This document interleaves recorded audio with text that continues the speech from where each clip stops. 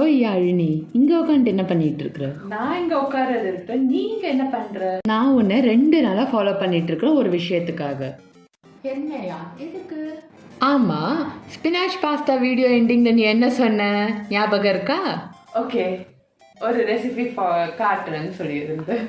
அந்த ரெசிபியை விட்டுட்டு நீ என்னடானா உங்கள் மாமா ஆரஞ்சு கேக் செஞ்சாருன்னு சொல்லி ஈஸியாக வீட்டில் உட்காந்து அப்லோட் பண்ணிட்டேன். அம்மா ஆசையாக செஞ்சதுனால அந்த வீடியோவை அப்லோட் பண்ணேன். சரி, இப்போ நம்ம உடனே போயிட்டு அந்த ரெசிபி என்னன்றதை பார்த்து நான் உங்க எல்லாருக்கும் இப்போ சொல்லி தருவேன். ஓகே, போகலாமா? போகலாம். இன்னைக்கு நம்ம தேன்மிட்டாய் செய்கிறதுக்கு தேவையான பொருட்கள் என்னென்னு பார்த்துருவோம். 1/2 கப் புழுங்கல் அரிசியும் 1/4 கப் உளுந்தையும் 3 மணி நேரமாக தண்ணியில் ஊற வச்சுருக்கிறேன். 1 கப் சர்க்கரை எடுத்துப்போம், 1/2 கப் தண்ணி எடுத்துப்போம், 1/4 டீஸ்பூன் பேக்கிங் பவுடரும் தேவைக்கேற்ற மாதிரி ஃபுட் கலரும் எடுத்துப்போம். 1/4 கப் சர்க்கரையை நல்லா பவுடர் பண்ணி வச்சுப்போம். தேவைக்கேற்ற மாதிரி நம்ம எண்ணெய் சேர்த்துப்போம். இப்போ நம்ம அரிசியும் உளுந்தையும் ஒரு மிக்சர் ஜாரில் கன்வெர்ட் பண்ணி நல்லா ஸ்மூத் பேஸ்ட்டாக அரைச்சிப்போம். தேவைப்பட்டால் கொஞ்சமாக தண்ணி சேர்த்துப்போம். இப்போ நம்ம அரிசியும் உளுந்தையும் நல்லா ஸ்மூத் பேஸ்ட்டாக அரைச்சிப்போம்.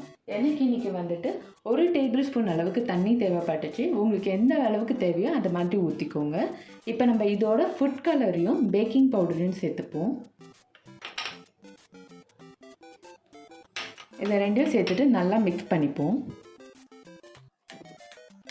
நமக்கு தேன் மிட்டாய் யூஸ்வலாகவே வந்துட்டு சின்ன வயசில் சாப்பிட்றச்செல்லாம் ஆரஞ்சு கலரில் தான் இருக்கும். உங்களுக்கு எந்த கலரில் விருப்பமோ அந்த மாதிரி நீங்கள் சேர்த்துக்கோங்க. இப்போ வர பசங்களுக்குலாம் வந்துட்டு தேன் மிட்டாய்னா நிறையா பேருக்கு என்னன்னே தெரியல. அண்ட் நிறையா இடத்துல இது கிடைக்கிறதும் இல்லை. நம்ம ஒரு கடையில் போய் ஒரு சாக்லேட் வாங்கி தரத்துக்கு பதிலாக நம்ம இப்போ இப்படி ஈஸியாக வீட்லேயே நம்ம ஹெல்த்தியாக நம்ம பசங்களுக்கு கொடுத்துடலாம்.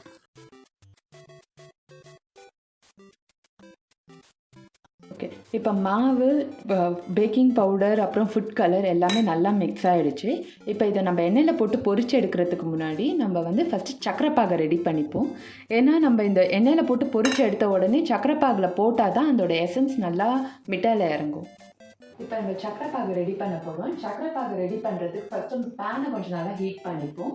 அப்புறமா சர்க்கரையும் தண்ணியும் உள்ளே சேர்த்துப்போம்.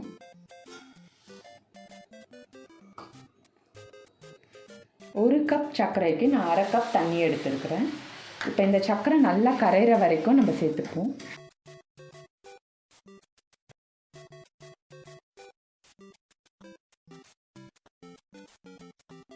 சர்க்கரை நல்லா கரைஞ்சிடுச்சு. இதோடு நம்ம ஸ்டவ் ஆஃப் பண்ணிக்கலாம். சர்க்கரைக்கு வந்து நம்ம எதுவும் பாகு கன்சிஸ்டன்சிலாம் எதுவும் தேவையில்லை. சர்க்கரை பாகு நல்லா ரெடி ஆகிடுச்சு. நம்ம இப்போ ஒரு பேனில் 2யும் நல்லா சூடு பண்ணிவிட்டு இந்த பேஸ்ட்டை ஒரு சின்ன சின்ன பால்ஸாக உருட்டி எடுத்துப்போம்.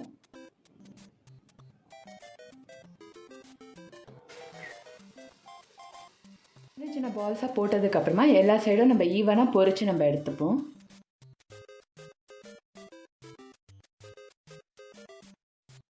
இப்போ நம்ம இதெல்லாம் ஃப்ரை பண்ணதுக்கப்புறமா சக்கரை பாகில் போட்டு ஊற வச்சுருவோம்.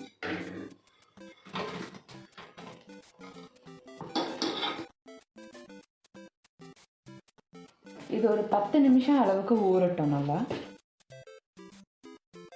இப்போ மிட்டாய்லாம் சக்கரை பாகில் நல்லா 10 நிமிஷம் ஊறிடுச்சு.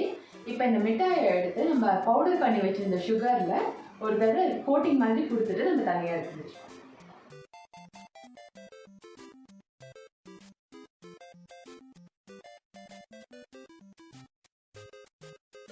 உங்களோட இனிப்பான தேன் மிட்டாயெல்லாம் இப்போ ரெடி ஆகிடுச்சு.